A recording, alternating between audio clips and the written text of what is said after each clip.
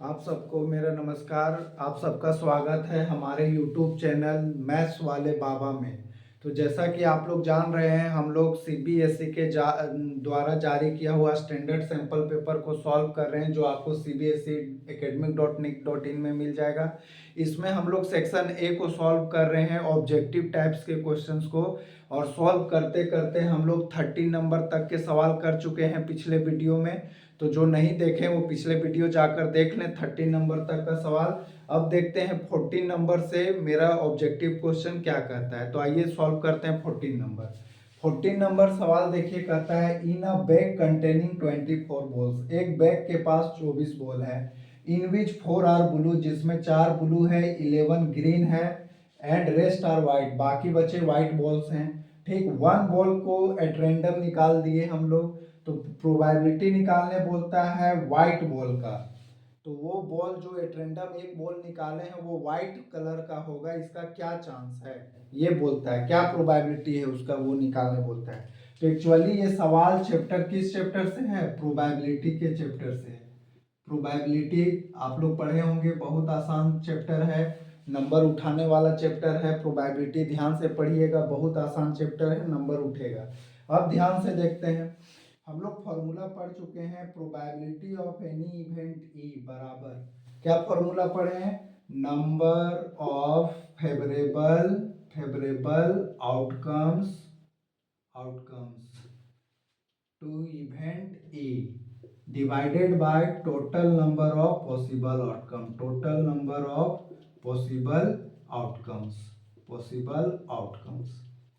Formula क्या कहता है कि कोई भी इवेंट ई का अगर प्रोबेबिलिटी हमको जानना है, कोई भी इवेंट ई, कोई भी घटना का अगर प्रोबेबिलिटी जानना है, तो कितने ऐसे आउटकम्स है जो फेवर में है ई के, वो ऊपर लिखाएगा और टोटल पॉसिबल आउटकम नीचे लिखाएगा। तो आइए आज इस सवाल को देखते हैं। तो सबसे पहले सवाल को देखिए, तो टोटल पॉसिबल आउटकम पता करते हैं। तो बैग में 24 बॉल है, तो जब कोई आदमी निकालने जाएगा तो 24 में से कोई भी एक बॉल आ सकता है। तो टोटल पॉसिबल आउटकम्स क्या हो सकते हैं? 24 हो सकते हैं। तो टोटल पॉसिबल आउटकम्स क्या ले लिए? 24। तो नीचे तो 24 रहेगा इस सवाल के अनुसार। अब देखते हैं मेरा किस इवेंट के लिए प्रोबेबिलिटी पूछा है। प्रोबेबिलिटी पूछा है व्हाइट बॉल के लिए, तो इवेंट के जगह हम क्या लिखेंगे? White ball, probability of white ball. अब व्हाइट बॉल के लिए ऊपर में क्या होना चाहिए? कितने ऐसे आउटकम्स हैं जो व्हाइट बॉल लाने का चांस रखते हैं। तो व्हाइट बॉल कौन देगा? व्हाइट ही बॉल जितना होगा वही देगा। तो व्हाइट बॉल कैगो है ये पता करना पड़ेगा। तो 4 ब्लू है, 11 ग्रीन है, यानी 15 बॉल अदर कलर का है। तो 24 में 15 घटा दिए तो कितना बचा? 9, यानी 9 बॉल व्हाइट हैं। 9 बॉल्स क्या हैं? व्हाइट। तो कितने ऐसे बॉल्स हैं जो व्हाइट बॉल दिलाएंगे? तो 9 है। तो 9 अपॉन क्या हो जाएगा? 24 मेरा आंसर हो जाएगा। ध्यान से सुनिएगा, कोई भी इवेंट ई निकालने का प्रोबेबिलिटी क्या है? कितने ऐसे आउटकम्स हैं जो ई के फेवर में हैं, तो ऊपर लिखेंगे और टोटल को कहाँ लिखेंगे? नीचे। तो सिंपल सा ये सवाल है, टोटल कितने बॉल्स है? 24। तो टोटल पॉसिबल आउटकम में नीचे लिख दिए 24। अब व्हाइट बॉल निकालना है हमको। तो व्हाइट बॉल के फेवर में कौन होगा? व्हाइट ही बॉल होगा ना, ग्रीन तो नहीं होगा, क्योंकि ग्रीन बॉल ग्रीन के फेवर में जाएगा। तो व्हाइट बॉल निकालना है तो कौन फेवर में आएगा? व्हाइट बॉल ही आएगा।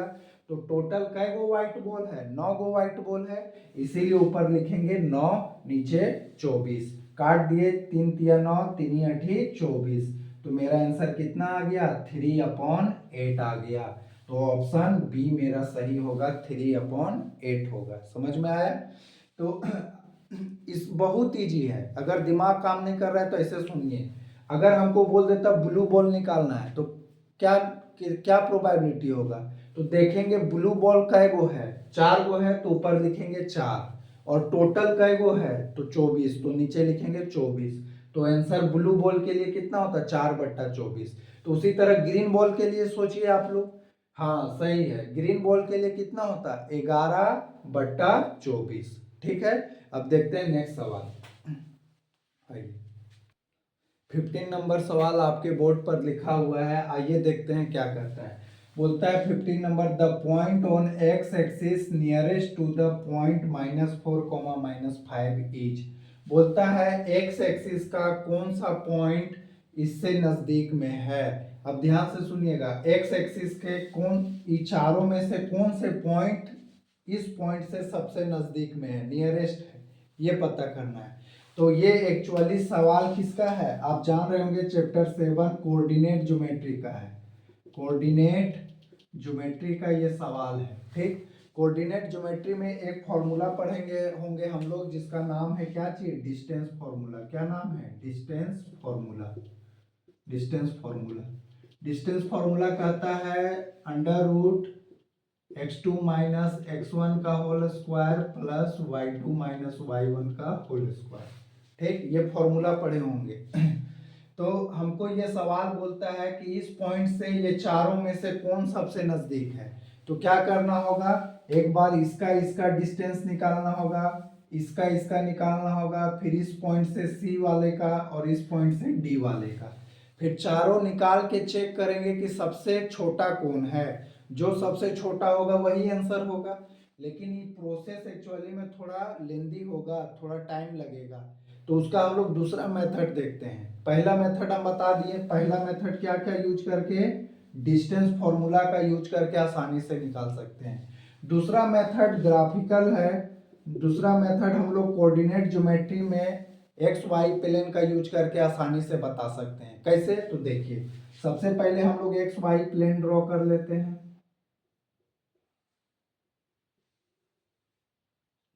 एक्स वाई प्लेन ड्रॉ कर लिए। अब इस पे देखिए हाईएस्ट -5 तक गया है और √41 तक एक्स गया है। तो यहाँ हम लोग ले लेते हैं 1 2 3 4 5 6 7। ठीक, इधर -1 -2 -3 -4 -5, इधर -1 -2 -3 -4 -5, इधर 1 2 3 4 5। ठीक, तो सबसे पहले सवाल वाला पॉइंट देखते हैं क्या है, -4 -5, वो कहाँ होगा। शुरू वाला किसको बताता है, x को, और बाद वाला किसको बताता है, y को। याद रखिएगा, शुरू कोऑर्डिनेट x को बताता है, बाद वाला कोऑर्डिनेट y को बताता है। तो x -4 कहाँ है, यहाँ पे, y -5, तो ऊपर जाना होगा कि नीचे, नीचे कहाँ तक जाना होगा, -5 तक, यानी ये पॉइंट यहाँ है।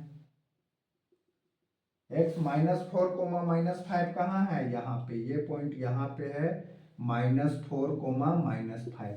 अब बाकी पॉइंट को लोकेट कर लीजिए, 0 0 0 0 कहाँ है, ओरिजिन यहाँ पे है। ठीक, फिर इस ये पॉइंट मान लिए A है। फिर B वाला कहाँ है, -4 0, -4 0 कहाँ है, यहाँ पे, ये कौन ऑप्शन है, B ऑप्शन है। C -5 0 कहाँ है, -5 यहाँ है, ये ऑप्शन सी है।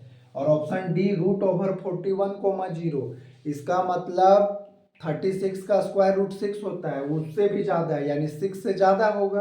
तो 6 से ज्यादा मान लेते हैं कहीं यहाँ होगा, ये कौन सा ऑप्शन है, डी। अब आप देख के बताइए कौन सबसे नजदीक है इस पॉइंट से।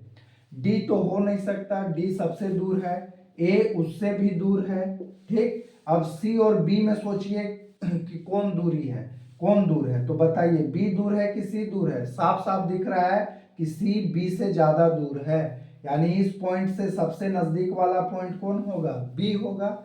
बी ऑप्शन मेरा सही है, सी भी गलत है। ऐसे अगर ग्राफिकल अप्रोच से जाएंगे तो तुरंत पता चल जाएगा, और अगर उससे जाते हैं तो वो भी तुरंत पता चलेगा, लेकिन थोड़ा टाइम लगेगा कि चारों को पहले डिस्टेंस निकालेंगे, उसके बाद फिर कंपेयर करेंगे कि कौन सबसे छोटा है, वही आंसर होगा। और इससे फिगर खाली बना देने से साफ साफ दिख जा रहा है कि मेरा डी डी बी से सबसे नजदीक है। तो आइए अब नेक्स्ट सवाल देखते हैं, 16 नंबर क्या कहता है। चलिए आइए हम लोग नेक्स्ट सवाल लिखा हुआ है आपके बोर्ड पर, देखते हैं क्या कहता है। WOTF का पहले मतलब बता चुके हैं, विच ऑफ द फॉलोइंग, इसको शॉर्ट में हम लोग ऐसे लिख लेते हैं। तो बोलता है which of the following gives middle most observation, एकदम मिडिल मोस्ट ऑब्जर्वेशन कौन देता है। तो हम लोग ये बचपन से पढ़ते आ रहे हैं 8 क्लास से कि मीडियन जो होता है वो मिडिल मोस्ट ऑब्जर्वेशन देता है। क्यों? क्योंकि अगर ऑड नंबर ऑफ टर्म्स है तो उसको पहले असेंडिंग में लिख लेंगे, अनग्रुप डेटा का बता रहे हैं। उसके बाद क्या करते हैं कि उधर से और इधर से बराबर छोड़ के बीचों बीच में जो आता है उसको हम लोग लिख देते हैं मेरा मीडियन। तो मीडियन क्या होता है? जो मिडिल मोस्ट ऑब्जर्वेशन देता है वो क्या होता है? मीडियन होता है। ठीक, तो ये बहुत आसान सवाल सीबीएसई के द्वारा पूछा गया है। मिडिल मोस्ट ऑब्जर्वेशन क्या होगा? मीडियन होगा। ठीक है, अब देखते हैं नेक्स्ट सवाल 17 नंबर। हम लोग सवाल नंबर 17 आपके बोर्ड पर लिखा हुआ है, आइए देखते हैं क्या बोलता है। बोलता है पॉइंट ऑन एक्स एक्सिस, मतलब एक्स एक्सिस का कोई एक पॉइंट है जो divides the line segment joining the points A and B. मतलब ए और बी पॉइंट को ज्वाइन करने से जो लाइन सेगमेंट बन रहा है उसमें एक्स एक्सिस का कोई पॉइंट इस लाइन सेगमेंट को किस रेशियो में डिवाइड कर रहा है? 1:2 में कर रहा है। तो बोलता है वो पॉइंट निकालिए। सिंपल सा बोल रहा है। एक्चुअली फिर से ये सवाल किसका है? कोऑर्डिनेट ज्योमेट्री का है। फिर से ये कोऑर्डिनेट ज्योमेट्री का सवाल है। ठीक, तो देखिए इसको कैसे सोचना है। सबसे बोलता है पॉइंट ए है 2,3 और बी है 5,6। इसको एक पॉइंट जो कहाँ है? एक्स एक्सिस पे, तो मान लेते हैं वो पॉइंट को ये है। ये कैसा पॉइंट है? एक्स एक्सिस का पॉइंट है। बोल दिया है पॉइंट ऑन एक्स एक्सिस, तो point on x axis divides the line segment, तो ये पॉइंट एक्स एक्सिस का पॉइंट है। तो साफ साफ जानते हैं कि एक्स एक्सिस का पॉइंट कैसा दिखता है। एक्स एक्सिस का पॉइंट कैसा दिखेगा बताइए, आप लोग पढ़े होंगे। एक्स एक्सिस का पॉइंट कैसा दिखता है? x,0 जैसा, x,0 जैसा दिखेगा। एक्स एक्सिस में हर एक पॉइंट का y कोऑर्डिनेट 0 होगा। जो भी रहेगा कोऑर्डिनेट x का रहेगा, y 0 रहेगा, कंफर्म है। अगर वो एक्स एक्सिस का पॉइंट है तो y कोऑर्डिनेट 0 होगा ही होगा।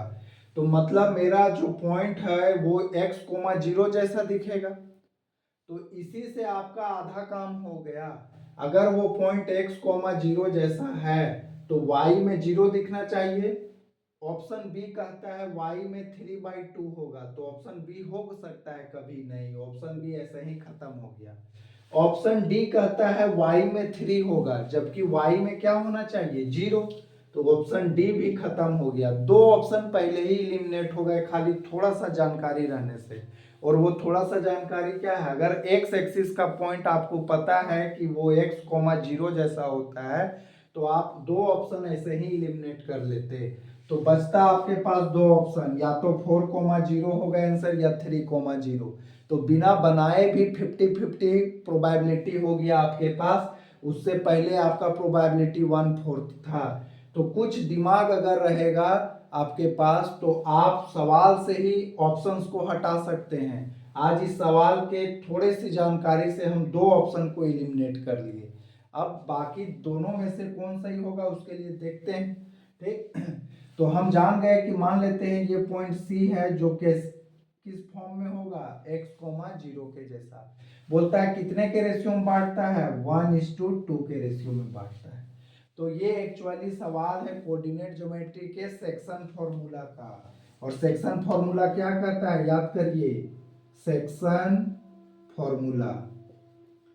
सेक्शन फॉर्मूला क्या कहता है कि अगर मेरे पास कोई दो पॉइंट है, ए जिसका कोऑर्डिनेट है x1 y1, B x2 y2, और एक पॉइंट कोई है सी जिसका कोऑर्डिनेट है x y, जो ए बी को m/n में काट रहा है, m/n में काट रहा है, तो हम आसानी से इस x को निकाल सकते हैं और y को भी निकाल सकते हैं।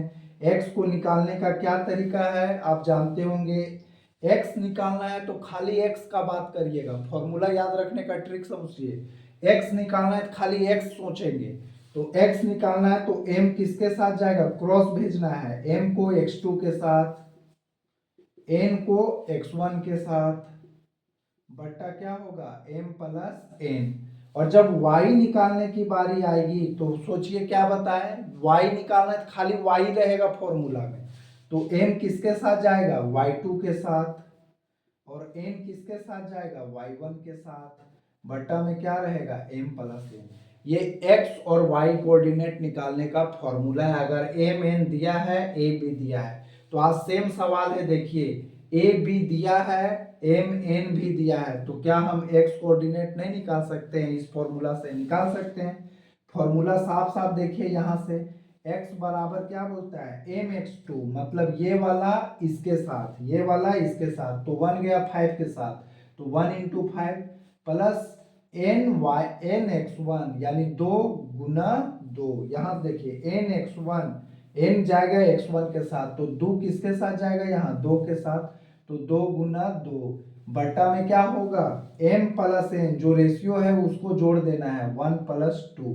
ठीक, तो कितना हो गया 5 1 जा 5, 2 2 जा 4 अपॉन 3, यानी 9 अपॉन 3 कितना हो गया 3। अब कोई कोई y भी निकालने लगेगा, है ना, कोई कोई लड़का लड़की ऐसे ऐसे होंगे जो y भी निकालने लगेंगे। y आज निकालने की जरूरत है क्या, y तो ऑलरेडी 0 है, तो क्यों निकालेंगे? तो मतलब मेरा आंसर हो गया कौन सा पॉइंट, x में 3 और y में 0। तो इसके अनुसार ऑप्शन कौन सा सही होगा, सी सही होगा। तो इस तरह से हम लोग आसानी से सेक्शन फॉर्मूला से इसको सॉल्व कर लिए। अब आइए देखते हैं नेक्स्ट सवाल 18 नंबर। 18 नंबर सवाल आपके बोर्ड पर लिखा हुआ है। आइए देखते हैं फिर से, ये सवाल एक्चुअली में प्रोबेबिलिटी का है। क्या बोलता है, अ card is drawn from well suffered deck of playing cards, the probability of getting red face card is. क्या बोलता है कि अगर हम लोग के पास प्लेइंग कार्ड्स हैं, तो उसमें से कोई हम कार्ड निकालें तो उसका रेड फेस कार्ड होने का क्या प्रोबेबिलिटी है, ये निकालने बोलता है।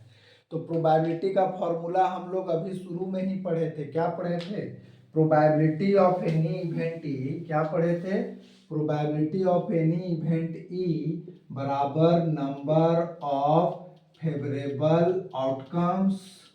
Outcomes to event E upon total number of possible outcomes, ये पढ़े थे। तो हमको तो पता है कि total deck of playing cards में कितने होते हैं 52। तो नीचे तो हम 52 लिख देंगे, लेकिन ऊपर क्या लिखेंगे, तो ऊपर हमको क्या लिखना है, रेड फेस कार्ड कै गो होता है। जैसे बॉल व्हाइट कै गो था, तो ऊपर व्हाइट लिखे थे कै गो था, तो आज हम क्या लिखेंगे, रेड फेस कार्ड कै गो होता है। ठीक, 52 कार्ड्स में से रेड फेस कार्ड कै गो होता है, तो ये आप लोग को नहीं पता होगा। एक्चुअली रेड फेस कार्ड कै गो होता है, 6 गो होता है। ठीक, आप पूछेंगे कैसे, तो आइए पहले उसी को समझ लेते हैं तब ये बनाएंगे। ठीक, तो आइए चलिए समझते हैं वो रेड फेस कार्ड वाला क्या होता है। ठीक, तो पहले हम लोग अच्छे से समझ लेते हैं। टोटल मान लीजिए मेरे पास कार्ड्स कितने हैं, मेरे पास प्लेइंग कार्ड्स जो होते हैं, प्लेइंग कार्ड्स वो टोटल होते हैं 52। कितने होते हैं 52। इसको 4 इक्वल पार्ट्स में डिवाइड करा जाता है, 4 इक्वल पार्ट्स में डिवाइड करा जाता है। ठीक, कितने पार्ट्स में, 4, 1 2 3 4, 4 इक्वल पार्ट्स में डिवाइड किए।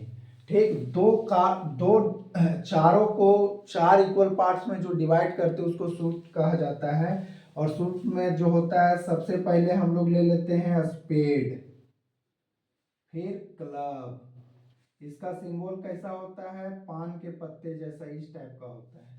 फिर होता है क्लब, इसका सिंबल कैसा होता है, इस टाइप का होता है। ठीक, इस टाइप का होता है। उसके बाद होता है डायमंड, डायमंड इस टाइप का होता है डायमंड। ठीक, उसके बाद होता है हार्ट, किस टाइप का होता है, हार्ट मतलब दिल होता है, हृदय इस टाइप का होता है, दिल के तरह का होता है। तो ध्यान से देखिएगा, 52 कार्ड्स को 4 इक्वल पार्ट्स में बांटते हैं, जिसका नाम है स्पेड, क्लब, डायमंड, हार्ट। ये सब को क्या कहा जाता है, सूट कहा जाता है, SUIT। क्या कहा जाता है, ये 4 तरह के सूट्स होते हैं, 4 तरह के सूट्स होते हैं, स्पेड, क्लब, डायमंड, हार्ट। तो 52 कार्ड्स को 4 भाग में डिवाइड करेंगे तो हर एक में कितने कार्ड्स जाएंगे बताइए आप। हर एक में कितने कितने कार्ड्स रहेंगे, 13, इसमें भी 13, इसमें भी 13 कार्ड्स, इसमें भी 13 कार्ड्स। लेकिन खास बात क्या है, ये दोनों कार्ड्स में ब्लैक कलर के कार्ड होंगे। ब्लैक कलर से बनाए हैं तो समझिए ब्लैक कलर्स के कार्ड हैं, और ये दोनों रेड कलर के बनाए हैं तो समझिए रेड कलर के कार्ड्स हैं। ठीक, तो अगर हमको पूछेगा 52 में कितने ब्लैक कार्ड्स होते हैं तो 13 13 26, और कितने रेड कार्ड्स होते हैं तो रेड कार्ड्स भी 26 होते हैं। इतना पहले पता होना चाहिए। अब यहाँ 13 जो कार्ड्स होता है वो किस तरह का होता है तो देखिएगा किस तरह का होता है।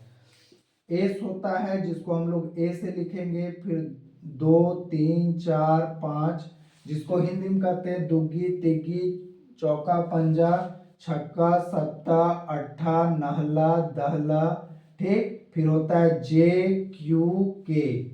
जे गुलाम, बेगम, बादशाह हम लोग बोलते हैं। तो जे मतलब होता है एक्चुअली में जैक, जैक मतलब गुलाम, क्यू मतलब क्वीन, क्वीन माने रानी, और के मतलब किंग, किंग मतलब बादशाह। तो गुलाम, रानी और बादशाह तीनों क्या होगा, कोई ना कोई मनुष्य ही होगा, मैन ही होंगे, वोमेन होंगे। ठीक, तो ये तीनों एक्चुअली कैसा होगा, फेस होगा। जब ये मनुष्य है तो फेस होगा ही होगा, क्योंकि गुलाम, रानी और राजा तीनों मनुष्य में आते हैं, तो इसका फेस होगा। तो इसीलिए फेस कार्ड कैगो होगा, केवल 3 गो ही होगा। कौन कौन, जैक, क्वीन, किंग। ये तीनों कैसे कार्ड होंगे, फेस कार्ड। ये बात ध्यान में रखिएगा, ये तीनों कैसे कार्ड होंगे, फेस कार्ड। कौन कौन, जैक, क्वीन, किंग। ठीक, तो 3 गो स्पेड के फेस कार्ड होंगे, 3 गो क्लब के, 3 गो डायमंड के और 3 गो हार्ट के। तो आपको किसका पूछा है, रेड फेस कार्ड। तो यहाँ पे 3 गो रेड फेस कार्ड होगा। कौन कौन, जैक, क्वीन, किंग। यहाँ भी होगा जैक, क्वीन, किंग। तो बताइए रेड फेस कार्ड कै गो दिखा, 3 गो यहाँ, 3 गो यहाँ, तो टोटल 6 गो। ठीक, और टोटल कितने पॉसिबल आउटकम्स थे, 52। इसीलिए तो अभी यहाँ लिखे थे ऊपर में 6 और नीचे 52। काट दिए, 2 3 जा 6, 2 16, 2 26 जा 52। तो मेरा ऑप्शन कौन सा सही हुआ, 3/26, ऑप्शन डी सही हुआ। तो आपको ये पता होना चाहिए। अगर कोई पूछेगा ब्लैक कार्ड कितने होते हैं तो 26, रेड कार्ड कितने होते हैं 26। ठीक, टोटल फेस कार्ड कैगो होगा, 3 3 3 3 26, जिसमें ब्लैक वाले 3 3 3 3 12, टोटल 12 फेस कार्ड होंगे, जिसमें ब्लैक के 6, रेड के 6। आज आपसे सवाल पूछा है रेड के फेस कार्ड, तो रेड के फेस कार्ड 6 गो, टोटल टोटल पॉसिबल आउटकम 52, 6/52, 3/26।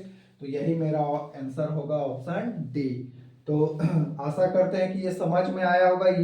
ये समझ लीजिएगा कार्ड्स का क्या है, हम समझा दिए आसानी से। सेम टू सेम यहाँ भी 13 कार्ड्स होंगे सेम, खाली बस अंतर क्या होता है, उस कार्ड में ये वाला सिंबल के जगह कौन वाला सिंबल बना रहेगा, क्लब का सिंबल बना रहेगा। ठीक, 13 कार्ड सेम टू सेम यहाँ भी रहेगा, खाली colour red, diamond colour red रहेगा और डायमंड का सिंबल बना रहेगा। तो ये 13 कार्ड ध्यान में रखिए। ठीक, बोल देगा कि फेस कार्ड कैगो है, बोल देगा अल्फाबेट वाले कार्ड कैगो हैं, तो 1 2 3 4, 4 है एगो में, तो टोटल कैगो हो जाएगा, 12 अल्फाबेट्स वाले कार्ड होंगे। ठीक है, तो सवाल बहुत तरह से बनाया जा सकता है, तो इसीलिए इसको ध्यान में रखिएगा। अब चलिए देखते हैं नेक्स्ट सवाल जो इंपॉर्टेंट है एसर्शन रीजन का। ठीक, 19 नंबर सवाल आ गए हम लोग। हर एग्जाम में 2 सवाल 19 और 20 नंबर आपका एक एसर्शन रीजन का होगा। तो पहले आइए इसका हम लोग बेसिक्स को समझते हैं कि एसर्शन रीजन में करना क्या होता है। तो एसर्शन रीजन का ऑप्शन ऊपर में लिखा रहेगा, आपको ए देना है, बी देना है कि सी देना है कि डी, ये हम लोग को देखना है। तो एसर्शन मतलब होता है कोई एक स्टेटमेंट, असर्शन मतलब स्टेटमेंट, और रीजन मतलब जानते ही हैं उसका कारण। तो अगर असर्शन ए है मतलब कोई एक स्टेटमेंट है, और एक रीजन दिया हुआ है, तो हम लोग असर्शन रीजन का सवाल उसको कहते हैं। ठीक, तो अब इसका देखिए, असर्शन दिया है और रीजन दिया है, लेकिन नीचे ऑप्शन नहीं देके यहाँ ऊपर 4 ऑप्शन हम लिखे हैं। ठीक, आपके एग्जाम में भी ऊपर लिखा रहेगा, बताया रहेगा। तो इन चारों में से क्या आंसर सही होगा, इसको चुनना है। तो ध्यान से सुनिएगा, इसमें बहुत लोग गड़बड़ाते हैं, इसीलिए इसको ध्यान से समझिएगा। क्या बोलता है कि अगर मान लीजिए असर्शन एक स्टेटमेंट है, तो वो ट्रू हो सकता है या तो फॉल्स हो सकता है। तो मान लेते हैं कि जो भी होगा, रीजन भी एक तरह का स्टेटमेंट ही है, वो भी ट्रू हो सकता है या तो फॉल्स हो सकता है। तो सबसे पहले तो हम लोग ये चेक करेंगे कि दोनों ट्रू है कि फॉल्स है या क्या है। तो अगर मान लीजिए दोनों ट्रू हुआ, तो यहाँ पहला ऑप्शन में बोलता है both assertion and reason are true. ठीक, और अगर मान लीजिए असर्शन का जो असर्शन है उसका सही रीजन नीचे लिखा हुआ है, तो क्या बोलता है, reason is correct explanation of assertion A. मतलब अगर असर्शन का करेक्ट एक्सप्लेनेशन मेरा रीजन कर रहा है तो ऑप्शन ए के साथ जाएंगे। ऑप्शन बी क्या कहता है, बी फिर से कहता है दोनों ट्रू है, दोनों ट्रू है, लेकिन आज मेरा जो रीजन दिए हैं वो असर्शन से कोई लेना देना उसका नहीं है, मतलब not explaining the assertion, reason is not correct explanation of the assertion. तो ऑप्शन बी के साथ जाएंगे। सी क्या कहता है, असर्शन ट्रू है रीजन फॉल्स है, तो सी के साथ चले जाएंगे। असर्शन अगर ट्रू आया मान लीजिए और रीजन फॉल्स है, रीजन कुछ गलत बात लिखा हुआ है, तो वो फॉल्स में चला जाएगा।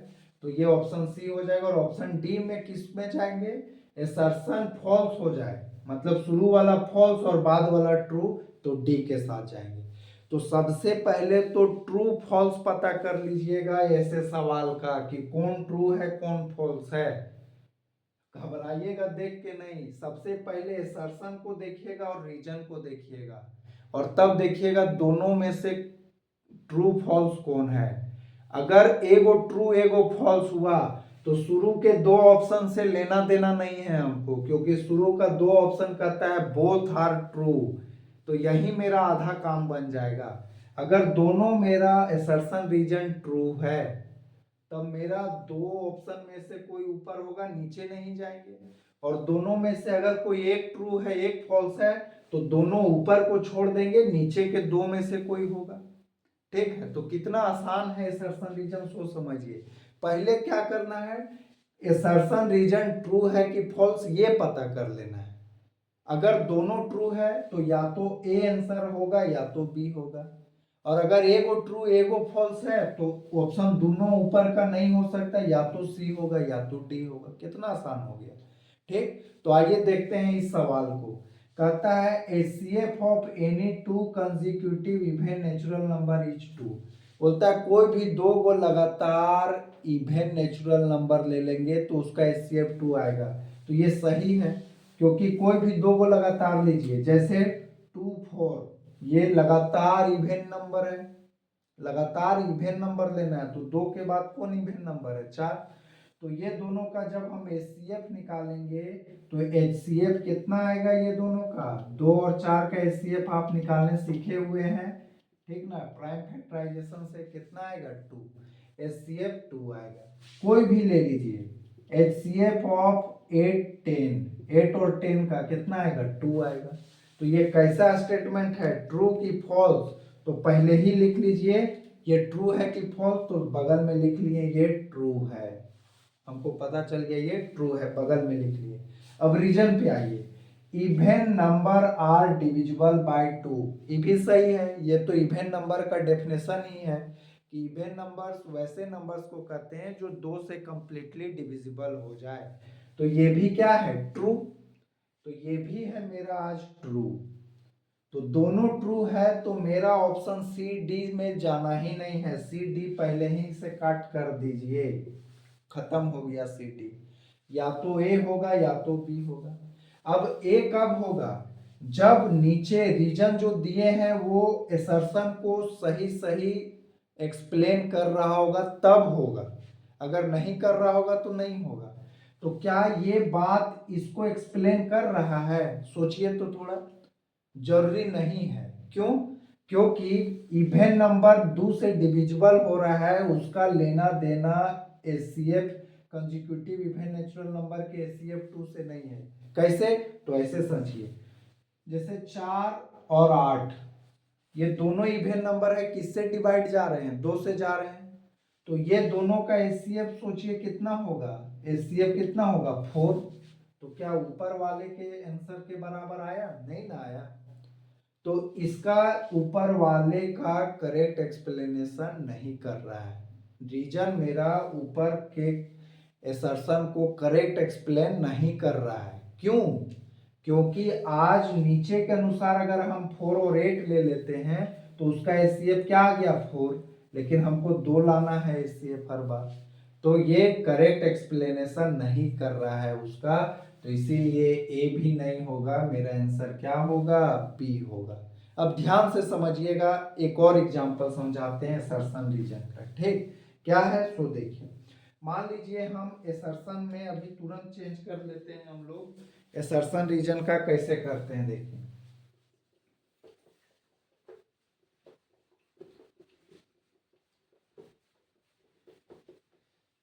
असर्शन रीजन का एक सवाल हम लोग करते हैं, साइन से थोड़ा सा हम जोड़ते हैं। असर्शन में हम लिखे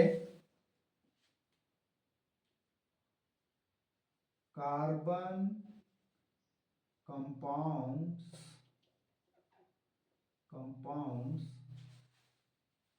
are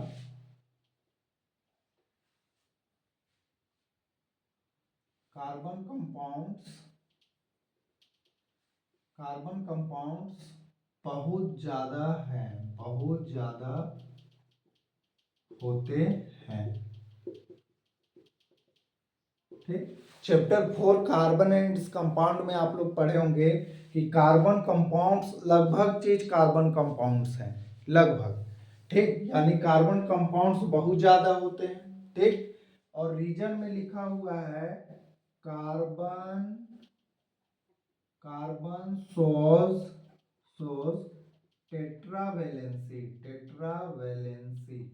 वैलेंसी। ठीक, तो अब हम लोग सोचेंगे क्या होता है। तो हम लोग जानते हैं असर्शन भी ट्रू है, क्योंकि सही में कार्बन कंपाउंड्स बहुत ज्यादा होते हैं। तो असर्शन को लिख दिए true. Carbon shows tetravalency, carbon tetravalency show करता है, ये भी बात सही है, ट्रू है। टेट्रावेलेंसी का क्या मतलब होता है? जिसके वैलेंस इलेक्ट्रॉन 4 हो या वैलेंसी 4 हो। तो कार्बन टेट्रावेलेंसी शो करता है, ये भी ट्रू है। अब आप जानते हैं कि कार्बन कंपाउंड्स ज्यादा होने का मेन कारण क्या है? टेट्रावेलेंस होना। कार्बन का क्या होना? टेट्रावेलेंट होना। इसीलिए तो क्या हम कहेंगे कि आज यही जो रीजन लिखा हुआ है, इसी के कारण ना ज्यादा कंपाउंड है। तो ये ज्यादा कंपाउंड असर्शन जो है इससे एक्सप्लेन हो जा रहा है ना। क्यों? क्योंकि आज ये मेन कारण है ज्यादा होने का, कार्बन कंपाउंड्स के ज्यादा होने का मेन कारण क्या है? टेट्रावेलेंसी है। तो इसका मतलब असर्शन को मेरा रीजन क्या कर रहा है? करेक्ट एक्सप्लेन कर रहा है। तो आज किसके साथ जाएंगे? ऑप्शन ए के साथ जाएंगे। क्यों? क्योंकि आज मेरा जो रीजन दिया है वो असर्शन ए को करेक्ट एक्सप्लेन कर रहा है। इसलिए अब समझ में आ रहा है बात कि कब हम ए के साथ जाएंगे, कब नहीं जाएंगे। क्योंकि जो रीजन लिखा होगा क्या इससे जुड़ा हुआ है, पहले ही पता करिए। और जुड़ा हुआ है तो क्या इसका मेन कारण है ये? अगर मेन कारण है, ये एक्सप्लेन कर रहा है इस चीज को, तो हम कहेंगे हाँ होगा। समझ आया? यही सिंपल बात है। अब इसका बहुत सारा एग्जाम्पल देख सकते हैं हम लोग। ठीक, बहुत सारा एग्जाम्पल है। जैसे, ठीक ना, जैसे हम लोग देख सकते हैं लीव्स ग्रीन है, मान लेते हैं लिप्स मतलब पत्ते जो है वो ग्रीन है। ठीक, पत्ते क्या है? पत्ते ग्रीन है। ठीक, और नीचे रीजन लिखे हुए हैं कि क्लोरोफिल पाया जाता है, इसलिए क्या पाया जाता है, क्लोरोफिल पाया जाता है पेड़ में, पेड़ में क्लोरोफिल पाया जाता है।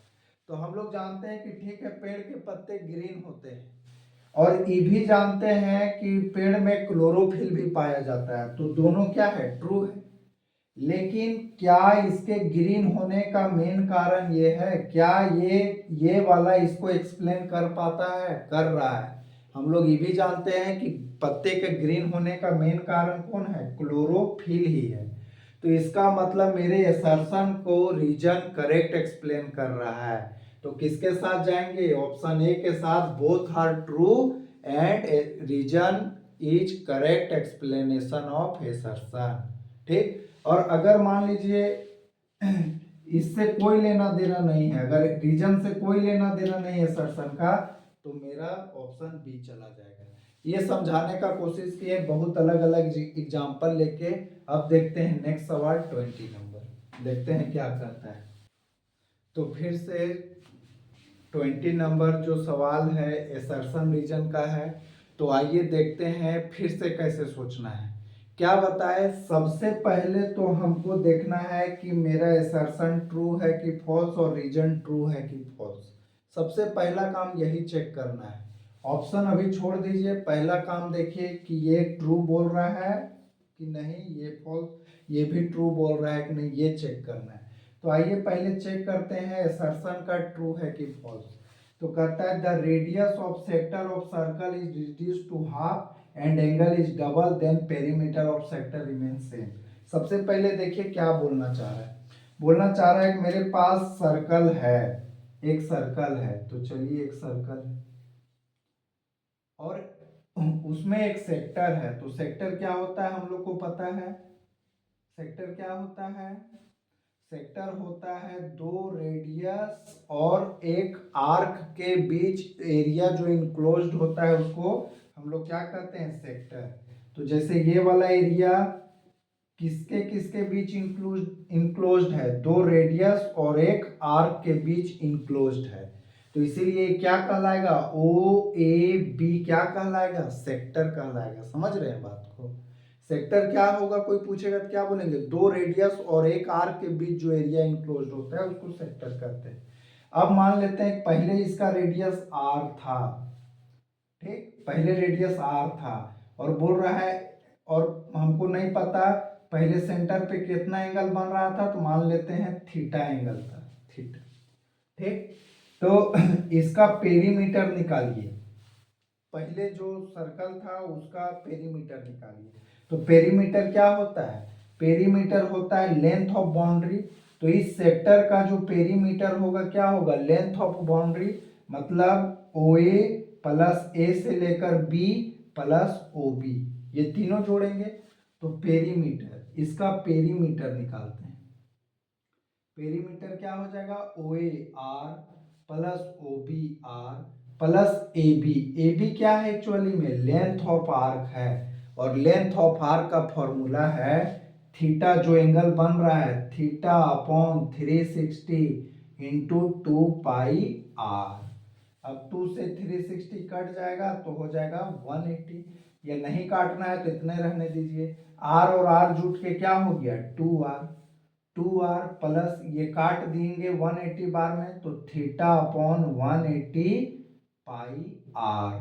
मेरा क्या निकला, पेरीमीटर सर्कल का, सेक्टर का, सेक्टर का पेरीमीटर निकला। अब ध्यान से देखिए, अब क्या बोलता है कि सेक्टर का जो पेरीमीटर निकला, अब क्या किए, अब हम रेडियस को हाफ कर दिए और एंगल को डबल कर दिए, मतलब अब इसी सर्कल को हम लोग थोड़ा अलग टाइप का सर्कल बना दिए। कैसे, रेडियस को आधा कर दिए, तो जितना बड़ा सर्कल था उससे छोटा सर्कल बन जाएगा। मान लेते हैं ये सर्कल बन गया, रेडियस को आधा कर दिए, ठीक, लेकिन एंगल को डबल कर दिए हैं। तो एंगल थीटा अगर इतना खुला हुआ था तो ये डबल मान लेते हैं इतना खुल गया होगा, ये सेंटर वो है, ये थीटा के जगह क्या हो जाएगा, 2 थीटा हो जाएगा कि नहीं, क्योंकि एंगल को क्या किया है, डबल किया है। और आर के जगह क्या हो जाएगा, आर अपॉन 2 हो जाएगा कि नहीं, क्योंकि आर को क्या किया है, आधा किया है।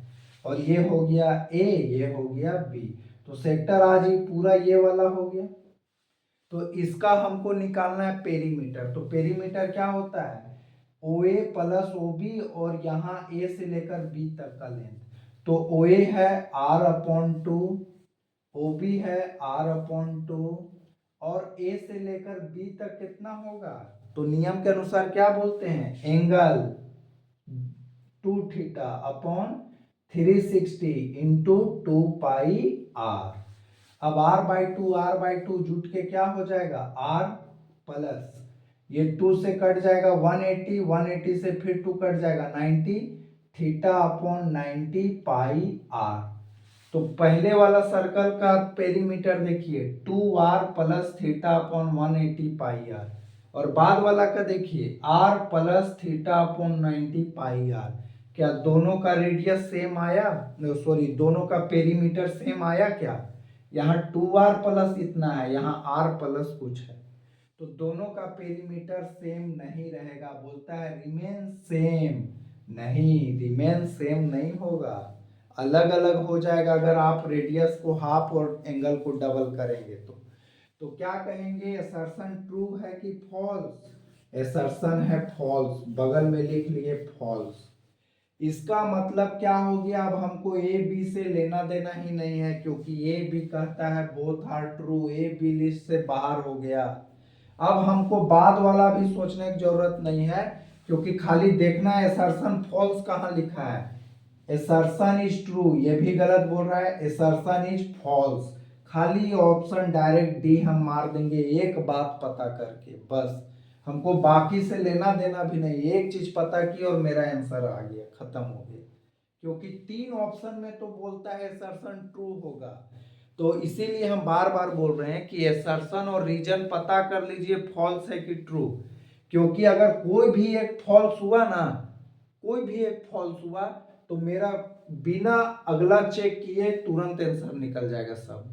मान लीजिए कि असर्शन फॉल्स हो गया, तो 3 ऑप्शन में असर्शन को ट्रू कहा है, तो तीनों तो ऐसे ही खत्म हो गया, मेरा ऑप्शन डी खाली लास्ट में है जिसमें असर्शन को फॉल्स कहा है। तो कितना आसान था। अब रीजन के बारे में भी देख ही लेते हैं, जब देख रहे हैं तो आंसर आने के बाद भी देख लेते हैं।